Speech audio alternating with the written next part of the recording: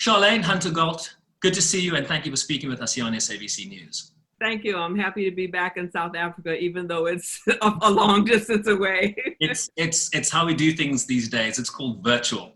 Yes. So the big news, Charlayne, this week was Joe Biden's pick as his vice presidential running mate, Senator Kamala Harris of California. What do you make of this choice and what does she bring to this ticket? Well, I think I was on a Zoom call with several of my friends, Black as well as white, mostly women. And I think they reflected what I'm also seeing on television and hearing.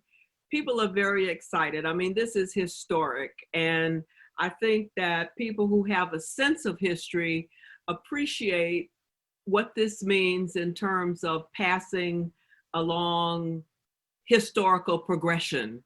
The first time, that's always significant. And I think that while it remains to be seen just how much support there's going to be among Black people in general and Black women in particular, I think that it will have resonance within the Black community because people do like to be represented. And I think they relate to this in the same way that they related to Shirley Chisholm, whom I knew many years ago, covered in New York when she was running for president, all the way back to Harriet Tubman and all the African-American, now we say Black with a capital B, women who have blazed trails. So I think it's a historic moment, regardless of what happens. And I think that those who are supporting her hope that she gets to be, well, whatever happens after she's no longer vice president, if she gets to be vice president. What do you think, Charlayne, were some of the issues that Joe Biden grappled with in making this choice, right? There was the argument that to be strategically, geographically strategic, those Midwestern states where Hillary Clinton came up short, Wisconsin, Michigan, for example, that really decided the election in 2016. And then you also had this large lobby, right, that said you have to include a Black woman on this ticket, given what the Black female demographic in the United States has meant to Democratic Party successes in elections in this country. What's your sense of how, where this decision fell and why it was so? Well, I think that the last thing you said is critical and probably the big reason. As you know, the demographics in America are changing. In the next 20, 30 years, the country is going to be predominantly populated by people of color. And so I think that that has had some resonance. And I think that also when you listen to them yesterday, both of them, especially Kamala Harris, talk about her relationship with Joe Biden's son, I think that that had some resonance with him. But I think that the fact that she is multiracial really is going to make some difference. And I think that was part of it. But I also think it was partly, how they get along. Right, and I think that's very important as well. I mean, he's been a vice president, so he knows the dynamic that needs to exist between the president and the vice president should they win. And I think all of those things went into effect. But I think the demographics in this country were dispositive. So I'm glad we're talking about demographics and the importance of Black voters to the Democratic Party. But we did see excitement trail off in 2016, and that hurt Hillary Clinton's chances at the end of that. Do you see a shift here with Kamala Harris's inclusion? Do you see greater exuberance as a result of it? I mean, how does she really help boost turnout for Joe Biden in November? Well, let me make one point before I answer that question. Hillary Clinton won the popular vote. Let's not forget that. And so there were things that went on that were pretty weird that enabled the current president to win. So I don't think that we should forget that in terms of the popular vote, Hillary Clinton had more votes than the current president. Now, in terms of what happens now, in terms of the initial enthusiasm, as I've heard many analysts say, so it's not just me, but it's also based on my experience. You got to follow through. You can't just have excitement. I mean, I don't get involved in politics as a journalist other than trying to analyze things, but my husband is a political person. And he was working here in the African American community when Hillary Clinton was running after 8 years of a Black president. And he was working in this Black neighborhood called Newtown. And he would knock on doors and say, I'm here to get out the vote. And they say over and over, people tell him, not everybody, but many, why should we vote? Ain't nothing happened for us in the last 8 years. So what is going to be critical this time around is follow through. It's getting out there, talking to people, helping them understand what is that issue and how it affects them. Because right now we have twin pandemics. We have the pandemic of COVID-19, but we also have a pandemic that has resulted in disproportionate impacts on people of color in employment, in health, in every measure you could make or analyze. African American people in particular, but Latins as well, people of color are at the bottom. And so I think that having followed through and helping people to understand what is that issue is going to be very much challenging to whoever's running and their success. One of the big issues, of course, is criminal justice reform, racial inequity in this country. And there have been questions raised about Kamala Harris's previous roles as a prosecutor for 26 years in California, eventually being the top cop as attorney general in that state. Has that hurt her, particularly with Black voters, given the protest movement and this hunger for reform that we're seeing on the streets? Let me tell you something that people tend to forget. There was a time when Black people were being overrun by drug dealers and other criminals in their neighborhood.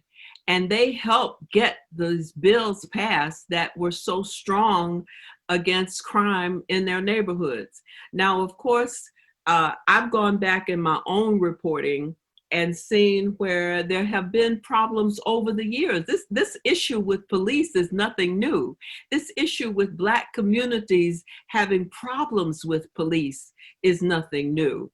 And so what I'm not gonna get into a defense of what Kamala Harris did, but I think that what I've been hearing is that so many people at the time were positive about the things that she was doing. And of course, people change over time.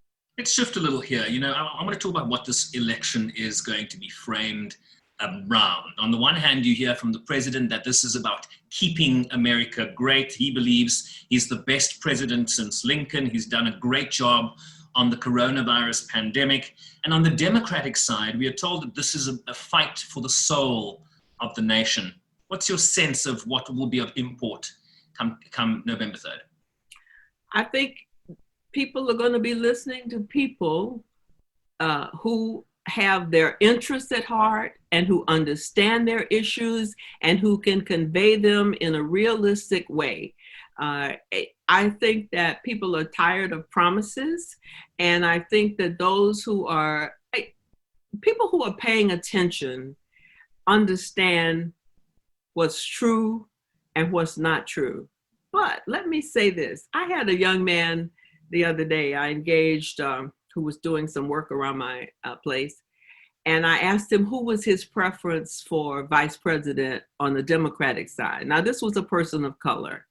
And he said, I don't pay any attention to that.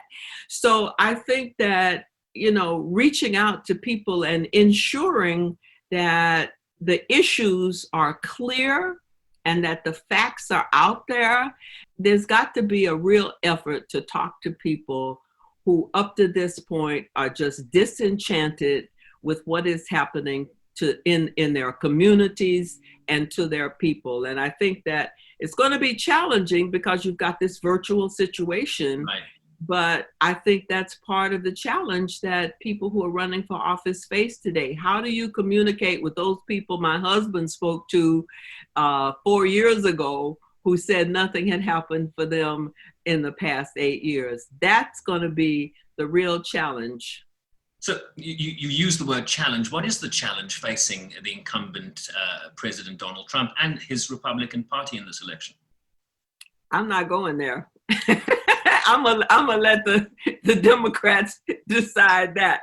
But I think that, look, there are people who are supporting the current president. No question about that. I live in Florida, and I see support for the incumbent around this town and other places in the state. But I also see a growing amount of support for the other side, and it remains to be seen now that Joe Biden has chosen a Black woman to run with him. It remains to be seen how much excitement that's going to generate. But I think that people are basically realistic. They want to see, what does this mean for me?